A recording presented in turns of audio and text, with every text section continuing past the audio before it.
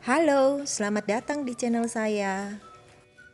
Video kali ini adalah kreasi roti tawar, di mana dalam selembar irisan roti tawar ada 4 rasa yang bisa dinikmati, yaitu rasa keju, coklat, kismis, dan kacang-kacangan. Seru kan?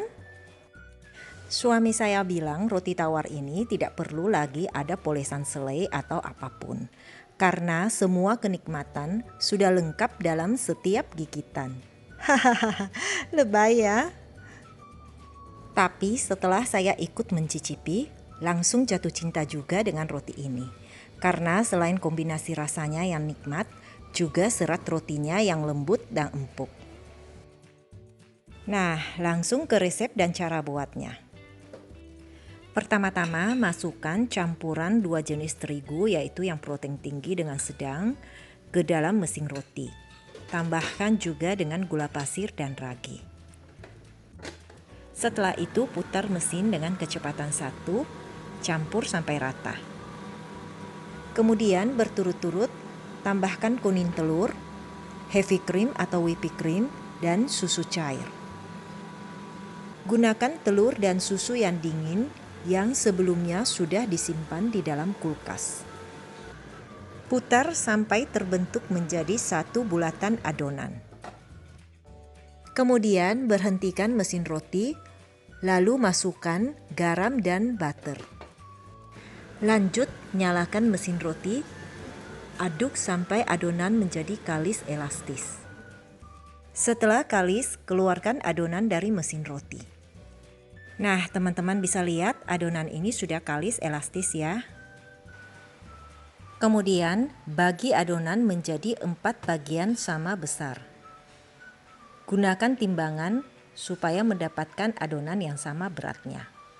Lalu pulun setiap bagian adonan ini menjadi bulatan, simpan di wadah, tutup, dan masukkan ke kulkas. Mengapa dimasukkan ke kulkas? Karena setiap bagian adonan ini akan diberi rasa dan warna yang berbeda. Dan setiap pencampuran adonan dengan pasta diperlukan waktu ulen kurang lebih selama 5 menit dengan kocokan mixer. Maka dari itu akan ada selisih waktu yang cukup panjang antara pencampuran bulatan adonan pertama dengan bulatan adonan yang keempat, yang mana bisa mengakibatkan waktu proofingnya menjadi berbeda. Nah, dengan dimasukkan ke kulkas akan bisa menghentikan sejenak pengembangan adonan sampai semua adonan selesai diberi warna masing-masing, baru di-proofing secara bersamaan. Jadi teman-teman sekarang sudah mengerti kan mengapa setiap pencampuran warna satu bulatan adonan, maka adonan lainnya harus disimpan di dalam kulkas. Nah, bulatan-bulatan adonan ini sudah selesai diulen dengan pasta pandan, orange, dan red velvet. Sedangkan yang satu bulatan itu yang original. Masukkan keempat bulatan ini dalam satu wadah, tutup dan simpan sampai bulatan ini mengembang 2 kali lipat. Setelah disimpan kurang lebih 1 jam, bulatan-bulatan ini sudah mengembang 2 kali lipat. Ambil satu bulatan, mulai dengan bulatan yang original, gilas tipis dengan panjang salah satu sisi disamakan dengan panjang loyang. Untuk adonan yang original ini saya beri taburan coklat chips. Teman-teman bisa beri taburan sesuai dengan selera masing-masing. Yang perlu diperhatikan adalah penambahan bahan taburan ini beratnya sebaiknya 10% dari berat adonan. Karena jikalau terlalu banyak akan berpengaruh pada pengembangan dan kelembutan adonan rotinya. Lanjut ke adonan red velvet. Saya beri bahan taburan keju slice. Setelah itu digulung dan dimasukkan ke dalam loyang. Lanjut ke adonan yang ketiga yang rasa orange. Saya beri taburan kacang-kacangan. Saya gunakan campuran kacang almond, kacang mente, biji dari bunga matahari, dan biji labu. Semuanya ini saya sangrai terlebih dahulu sebelum dipakai. Bulatan terakhir yang rasa pandan ini saya beri taburan kismis. Setelah semua adonan dimasukkan ke loyang, simpan sampai mengembang memenuhi 90% volume loyang.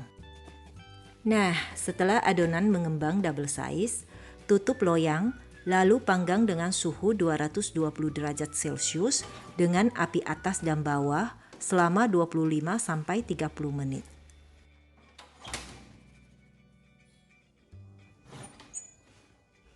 Keluarkan dari oven setelah matang. Tunggu agak dingin, baru keluarkan roti dari loyangnya.